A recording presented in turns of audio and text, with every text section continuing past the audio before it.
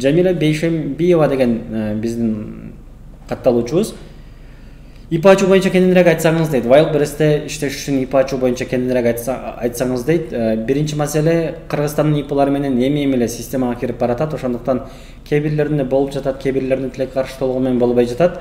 Мунун жанында эми көпчүлүгүнө эле Кудайга шүгүр болуп эле выплата жагынан, регистрация жагынан болуп эле көңүл бурушуңуздар керек болгон нерсе сиздердин ID картаңыздар, паспортуңуздар боюнча пропискаңыздар каякта болсо, ошол жактан ИП ачып, ошол жактан банктан расчетный счет ачышыңыздар керек.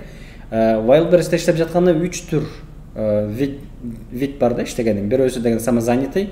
Самозанятыйды тоготор жеринен чыгарып койсо башынан эле сунуштабайм, анткени лимиттер аз.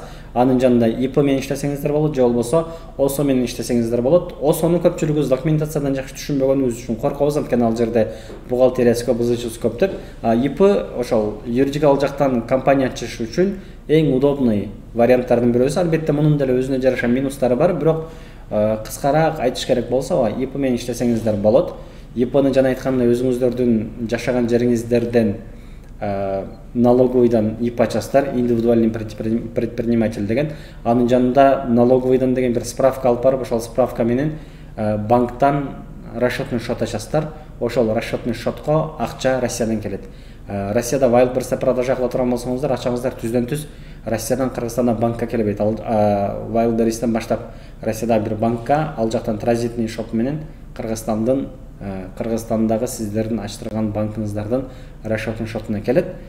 Бул жерде көңүл бурушуңуздар керек болгон маселе, Кыргызстандагы расчетный счеттун валютасы сом, Россиядагы расчетный счеттун валютасы рубль болуш керек. Булардын бардыгын налоговыйдан жана банктан сурасаңыздар, ошол жердегилер сиздерге тагыраак түшүндүрүп берет. Анткени маселе документация жагы болгондугу үчүн бул жерде бир аз дагы ошол ишти билген адамдар менен сүйлөшкөн жакшыраак достор.